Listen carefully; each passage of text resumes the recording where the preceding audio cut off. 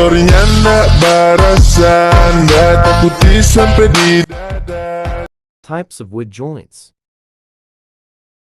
1. Basic butt joint. There is no more basic wood joinery than the butt joint. A butt joint is nothing more than when one piece of wood butts into another, most often at a right angle or square to the other board, and is fastened using mechanical fasteners.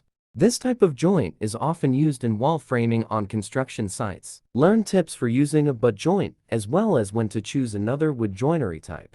This is easy when you have a guide to making this type of joint. This how it look likes, the basic butt joint.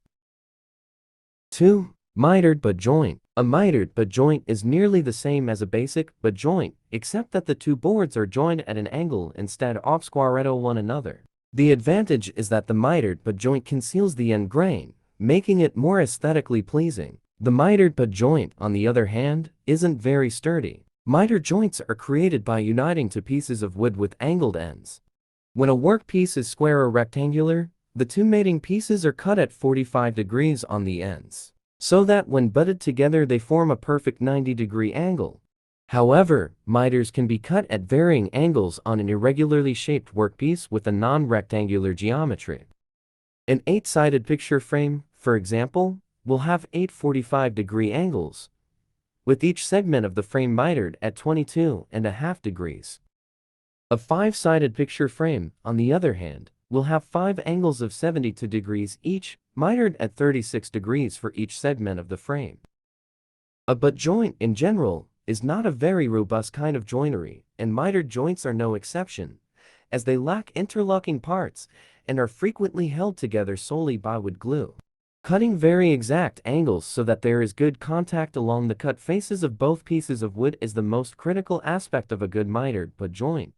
A premium miter saw with a sharp, fine-toothed blade built for precision woodworking is the best equipment for producing these angled cuts. Wood glue will supply the majority of the strength for retaining a mitered joint, just as it does for a basic butt joint. Because both sides of the glue connection will be on porous and grain, you'll probably require more woodworking glue than you would gluing on side grain. Test fit your components before applying glue. If you're making a picture frame, cross-check the parts for squareness and gaps in the joints before adding glue to make sure they're right size. 3. Cross-lap joint. If the joint forms in the middle of both boards, it is called a cross-lap joint instead. You see this woodworking joint used for framing and cabinetry quite often. A bird's mouth joint is a common variation used when the connection must be at an angle. Cross-lap joints, often known as overlapping joints, are utilized in wooden constructions and furniture to create elegant, continuous lines. This tutorial will show you how to cut clean cross-lap joints, particularly in heavier woods where standard woodworking tools will fall short. Step 1.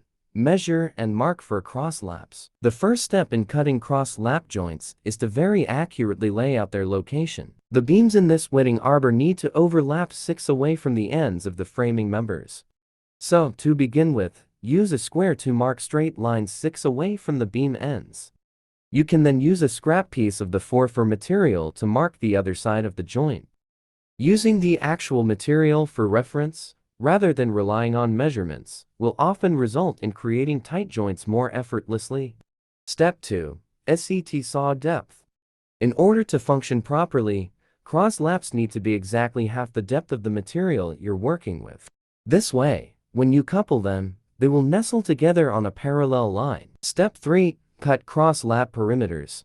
The most important cuts in this process are the outermost ones, the perimeters. To ensure squareness, use a speed square as a straight edge to guide your saw. Step 4. Break fillets.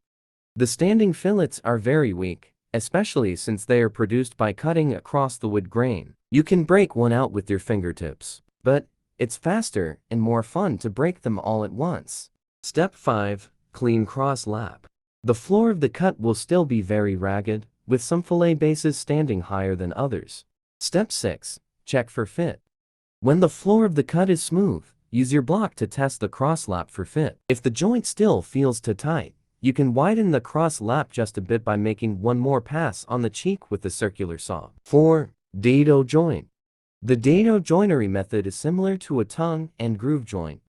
The only difference is that the dado is cut across the wood grain, whereas a groove is cut in the grain direction, which is usually along the length of the board. Moreover, there is no tongue carved on the edges. Instead, the groove is cut wider to accept the thickness of the mating piece. Furniture makers and woodworkers typically use it for plywood, fiberboard, or other pressed products. Builders-grade cabinets often use this technique to create a resilient product. There are a few steps on cutting dado joints. 1. Mark width using the actual pes. 2. Mark the depth. 3. Make a knife wall with the chisel. 4. Saw down the knife wall lines. 5. Work your way across the waist. 6. Pare out the waist. 7. Repeat steps 5 and 6 until you are close to your depth. 5. Rabbet joint.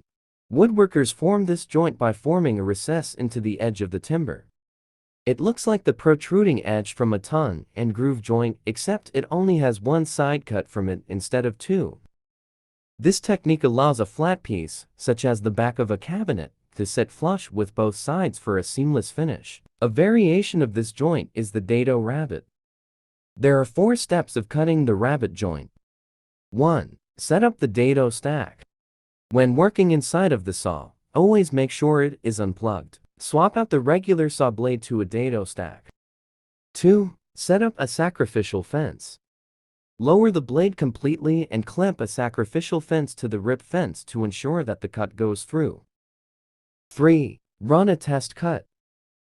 Switch from a tape measure to a metal ruler for more accurate measurements and set the dado blade to inch depth, or adjust as needed for the size of your workpiece. 4. Make rabbet dado up the backs of all 4 pieces and only the tops and bottoms of the side piece. Sorry nak barasan, dah takuti sampai di dada. Ngana kira tamu cemburu.